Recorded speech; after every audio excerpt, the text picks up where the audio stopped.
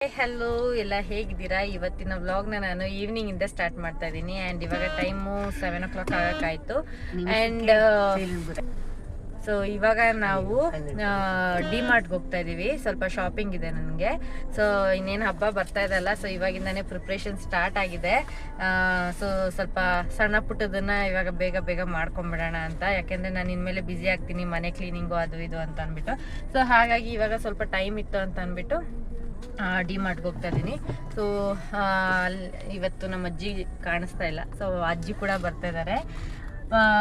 ಸುಮಾರು ಎರಡೂವರೆ ವರ್ಷ ಆಗಿತ್ತು ಅನ್ಸುತ್ತೆ, 3 ವರ್ಷ ಆಗಿತ್ತೆ ಅನ್ಸುತ್ತೆ ಅಜ್ಜಿ ನಮ್ಮ ಮನೆಗೆ ಬಂದು. ಸೊ ನಾನು ಇವತ್ತು ಕರ್ಕೊಂಡು ಬಂದಿದ್ದೀನಿ ಈ ಸಲ.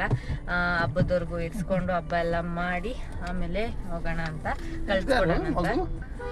ಸೊ ಇವಾಗ ಡಿ ಮಾರ್ಟ್ಗೆ ಹೋಗಿ ಸ್ವಲ್ಪ ಶಾಪಿಂಗ್ ಎಲ್ಲ ಮುಗಿಸ್ಕೊಂಡು ಇನ್ನು ಈ ವಾರದಲ್ಲಿ ಸ್ವಲ್ಪ ಬ್ಯುಸಿ ಆಗಿಬಿಡ್ತೀನಿ. ನನಗೆ ನನ್ನದೇ ಕೆಲಸ ಇರುತ್ತೆ. ಆ್ಯಂಡ್ ಇವತ್ತು ಸ್ವಲ್ಪ ವೆದರ್ ಕೂಲ್ ಆಗಿದೆ. ಮಳೆ ಬಂದಂಗೆ ಬಂತು, ಅಷ್ಟೇ ಫಾಸ್ಟಾಗಿ ಮಳೆ ನಿಂತೋಯ್ತು. ಆ್ಯಂಡ್ ಅಜ್ಜಿಗೆ ಸ್ವಲ್ಪ ಮೆಡಿಸಿನ್ಸ್ ಎಲ್ಲ ತೊಗೊಳ್ಬೇಕು. ಸೊ ಮೆಡಿಸಿನ್ಸ್ ಎಲ್ಲ ತೊಗೊಂಡು ಡಿ ಮಾರ್ಟ್ಗೆ ಹೋಗಿ ಶಾಪಿಂಗ್ ಮುಗಿಸ್ಕೊಂಡು, ಇವತ್ತು ನಿನ್ನೆ ಮೈಸೂರಿಂದ ಬರಬೇಕಾದ್ರೆ ಕ್ರ್ಯಾಬ್ ತೊಗೊಂಡು ಬಂದಿದ್ವಲ್ಲ, ಸೊ ಇವತ್ತು ಕ್ರ್ಯಾಬ್ ಪೆಪ್ಪರ್ ಫ್ರೈ ಮಾಡಿದ್ದೀನಿ. ಆ್ಯಂಡ್ ಅದ್ರ ಜೊತೆಗೆ ಕಡಲೆಕಾಳು ಸಾಂಬಾರು ಮಾಡಿ ರೈಸ್ ಮಾಡಿದ್ದೆ. ಇನ್ನು ಮುದ್ದೆ ಒಂದು ಮಾಡ್ಕೋಬೇಕು. ಸೊ ಬಂದ ಮೇಲೆ ಮಾಡ್ಕೊಳ್ಳೋಣ ಅಂತ ಇವಾಗ ಹೋಗ್ತಾ ಇದೀವಿ. ಸ್ವಲ್ಪ ಕೂಲ್ ಆಗಿದೆ ವೆದರು, ಸೊ ಚೆನ್ನಾಗಿರುತ್ತೆ ಈ ಥರ ಆಚೆ ಕಡೆ ಹೋಗೋದಕ್ಕೆ. ಈವ್ನಿಂಗ್ ಟೈಮು ಈ ಕೂಲ್ ವೆದರಲ್ಲಿ ಆಚೆ ಕಡೆ ಹೋಗೋದಕ್ಕೆ ತುಂಬಾ ಚೆನ್ನಾಗಿರುತ್ತೆ. ತಗೋ 2 ಶೀಟು.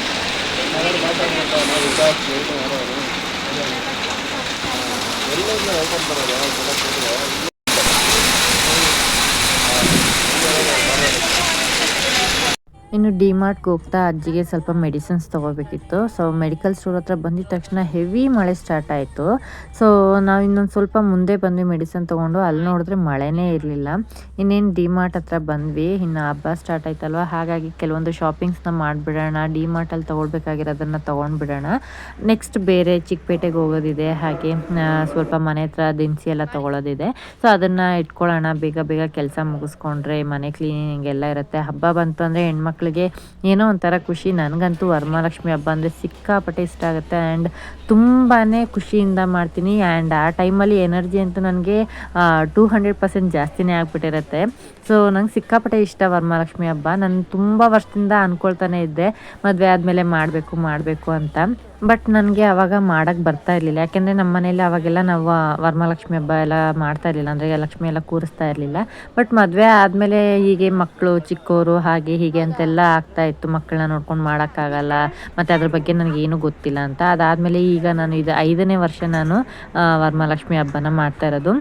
ಸ್ಟಾರ್ಟಿಂಗ್ ಏನೂ ಗೊತ್ತಿಲ್ಲದೆ ಇದ್ರೂ ಸ್ವಲ್ಪನೇ ತಿಳ್ಕೊಂಡು ಮಾಡ್ತಾಯಿದ್ದೆ. ಈಗ ನಾನು ಎಲ್ಲ ರೀತಿಯಾಗಿ ಕ್ಲೀನಾಗಿ ಯಾವ್ಯಾವ ಥರ ಅದರ ಪ್ರೋಸೆಸ್ ಇದೆ, ಅಂದರೆ ಕಳ್ಸಕ್ಕೆ ಏನು ಹಾಕಬೇಕು, ಅಥವಾ ಸೀರೆ ಹೆಂಗೆ ಉಡ್ಸೋದು, ಅಥವಾ ಏನೆಲ್ಲ ಇಡಬೇಕು ಮಡ್ಲಕ್ಕಿಗೆ, ಪ್ರತಿಯೊಂದನ್ನು ತಿಳ್ಕೊಂಡು ಹಬ್ಬನ ಮಾಡ್ತೀನಿ. ನನಗೆ ಸಿಕ್ಕಾಪಟ್ಟೆ ಇಷ್ಟ. ಈ ಹಬ್ಬ ಮಾಡಿದಾಗಲಿಂದ ನನಗೆ ತುಂಬಾ ಒಳ್ಳೆಯದಾಗಿದೆ, ತುಂಬಾ ಒಳ್ಳೆಯದಾಗಿದೆ.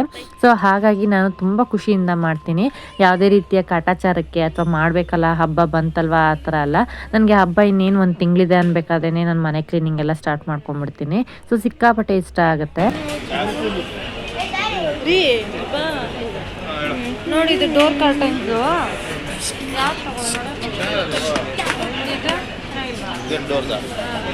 ಅಲ್ಲ ಡೋರು. ಹಾಗೆ ನನಗೆ ಗೊತ್ತಿರೋದನ್ನು ಇವಾಗ ಯಾರಾದರೂ ಹೊಸದಾಗಿ ಹಬ್ಬ ಏನಾದರೂ ಮಾಡ್ತಾಯಿದ್ರೆ ಅಂಥವ್ರು ಯಾರಾದರೂ ಬಂದು ನನ್ನನ್ನು ಕೇಳಿದ್ರೆ ನಾನು ಅವ್ರಿಗೆ ಹೇಳ್ತೀನಿ. ಬಿಕಾಸ್ ಹೇಳ್ಕೊಡೋದ್ರಿಂದ ನಾವೇನು ಕಳ್ಕೊಳ್ಳಲ್ಲ. ಸೊ ಒಳ್ಳೇದಾಗತ್ತೆ ಅನ್ನಂಗಿದ್ರೆ ಅವ್ರಿಗೂ ಆಗಲಿ ಅನ್ನೋ ಥರ.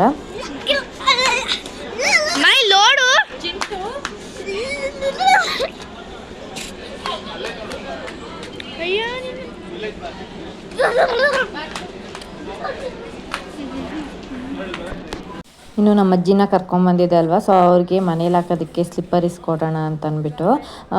ಆವಾಗ ನಾವು ಚಿಕ್ಕ ಮಕ್ಕಳಿದ್ದಾಗ ನಮ್ಮನ್ನು ಅಂಗಡಿಗಳಿಗೆಲ್ಲ ಕರ್ಕೊಂಡೋಗಿ ಅವರು ಚಪ್ಪಲೆಲ್ಲ ಹಾಕಿ ತೋರಿಸ್ತಾಯಿದ್ರು. ಇವಾಗ ನನ್ನ ಟೈಮು. ಸೊ ನಾವು ಮಕ್ಕಳಾಗಿದ್ದಾಗ ಅವ್ರು ಮಾಡಿದ್ದಾರೆ, ಇವಾಗ ಅವ್ರಿಗೆ ವಯಸ್ಸಾಗಿದೆ. ಸೊ ನಾವು ಮಕ್ಕಳಾಗಿ ಬೆಳೆದಾಗ ನಮ್ಮ ಕೈಯಿಂದ ಏನಾಗುತ್ತೋ ಅದನ್ನು ಮಾಡೋದ್ರಲ್ಲಿ ನನಗೆ ಖುಷಿ ಇದೆ. ಸೊ ಹಾಗಾಗಿ ಅವ್ರಿಗೆ ಒಂದು ಚಪ್ಪಲ್ ಮನೇಲಿ ಯೂಸ್ ಮಾಡೋದಕ್ಕೆ, ಹಾಗೆ ಹೊರಗಡೆ ಯೂಸ್ ಮಾಡೋದಕ್ಕೆ ಅಂತ ಒಂದು ಸ್ಲಿಪ್ಪರ್ ಇಸ್ಕೊಡ್ತಾ ಇದ್ದೀನಿ. ಹಾಗೆ ಇದನ್ನು ನೋಡಬೇಕಾದ್ರೆ ನನಗನ್ಸಿದ್ದೇನೆಂದರೆ ನಾವು ಚಿಕ್ಕ ಮಕ್ಕಳಿದ್ದಾಗ ನಮ್ಮ ಅಜ್ಜಿ ನಮ್ಮನ್ನು ಅಂಗಡಿಗೆಲ್ಲ ಕರ್ಕೊಂಡು ಹೋಗ್ಬೇಕಾದ್ರೆ ಎಲ್ಲಿ ಕಳೆದೋಗ್ಬಿಡ್ತೀವೋ ಅಥವಾ ಎಲ್ಲಾದರೂ ಕೈ ಬಿಟ್ಟು ಹೋಗ್ಬಿಡ್ತೀವೋ ಅಂತ ನಮ್ಮ ಕೈನ ಹಿಡ್ಕೊಂಡು ಓಡಾಡ್ತಾ ಇದ್ದಲ್ವ. ಸೊ ಇವಾಗ ಅವ್ರಿಗೆ ವಯಸ್ಸಾಗಿದೆ, ಅವ್ರಿಗೆ ನಡೀತಾರೆ, ಬಟ್ ಸ್ವಲ್ಪ ನಾವು ಹುಷಾರಾಗಿ ನೋಡ್ಕೋಬೇಕಲ್ವ. ಸೊ ಹಾಗಾಗಿ ಅವ್ರ ಕೈ ಹಿಡ್ಕೊಂಡು ನಾನು ಓಡಾಡ್ತಾ ಇದ್ದೀನಿ. ಸೊ ಅದೊಂಥರ ಚೆನ್ನಾಗಿದೆ. ಆವಾಗ ನಾವು ಮಕ್ಕಳಾಗಿದ್ವಿ, ಇವಾಗ ಇವ್ರು ನಮಗೆ ಮಕ್ಕಳಾಗಿದ್ದಾರೆ ಅನ್ನೋ ಥರ.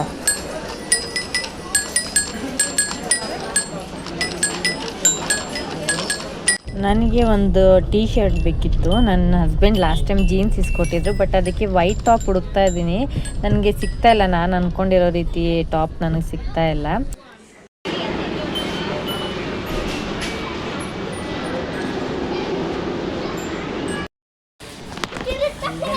ಇನ್ನು ಸಣ್ಣ ಪುಟ್ಟ ಶಾಪಿಂಗ್ ಎಲ್ಲ ಮುಗಿಸ್ಕೊಂಡು ಇವಾಗ ನೈಟ್ ಆಗಿದೆ, ಇನ್ನು ಡಿನ್ನರ್ ಮಾಡಿಲ್ಲ. ಸೊ ಹೊರಗಡೆನೇ ಇವತ್ತು ಡಿನ್ನರ್ ಕೂಡ ಮುಗಿಸ್ಕೊಂಡು ಹೋಗ್ಬಿಡೋಣ ಅಂತ ಅಂದ್ಕೊಂಡಿದ್ದೀನಿ. ನೀನು ಕ್ಲೋಸ್ ಮಾಡಿದ ಕಣ, ಝೀರೋದಲ್ಲಿ ಇಟ್ಕೊಂಡು ಝೀರೋ ಪ್ರೆಸ್ ಮಾಡಿದ್ರೆ ಓಪನ್ ಆಗಿದೆ.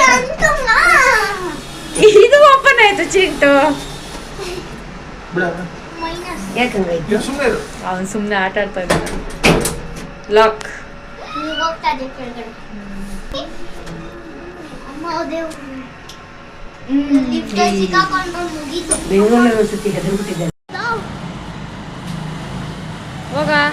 ಹೋಗೋ ಹೋಗೋ.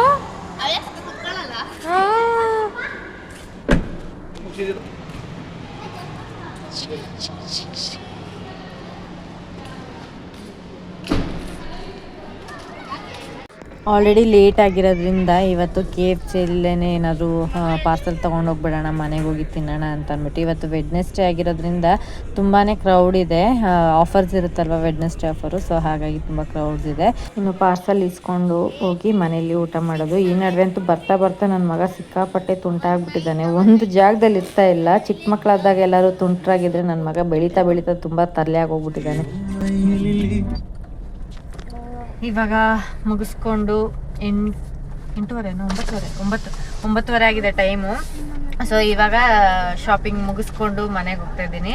ಅಂದರೆ ಶಾಪಿಂಗ್ ಅಂತಂದರೆ ಈ ಸಲ ಇನ್ನೂ ಏನು ಗ್ರೋಸರೀಸ್ ಎಲ್ಲ ಏನೂ ತೊಗೊಂಡಿಲ್ಲ. ಜಸ್ಟ್ ಹೋಮ್ ನೀಡ್ಸ್ ಥಿಂಗ್ಸ್ನ ಮಾತ್ರ ತೊಗೊಂಡಿದ್ದು. ಸ್ವಲ್ಪ ಬೆಡ್ ಸ್ಪ್ರೆಡ್ ಬೇಕಿತ್ತು, ಹಾಗೆ ಪಿಲೋ ಕವರ್ಸು ಎಲ್ಲ ಸ್ವಲ್ಪ ಬೇಕಿತ್ತು, ಕರ್ಟೈನ್ಸ್ ಎಲ್ಲ ಬೇಕಿತ್ತು. ಸೊ ಹಾಗಾಗಿ ಅದನ್ನು ತೊಗೊಳಕ್ಕೆ ಅಂತ ಬಂದಿದ್ದು. ಇನ್ನು ಗ್ರೋಸರಿ ಶಾಪಿಂಗ್ಸ್ ಆಗಿಲ್ಲ, ಇನ್ನು ಒಂದು ಸ್ವಲ್ಪ ದಿನ ಹೋಗಲಿ ಅಂತ.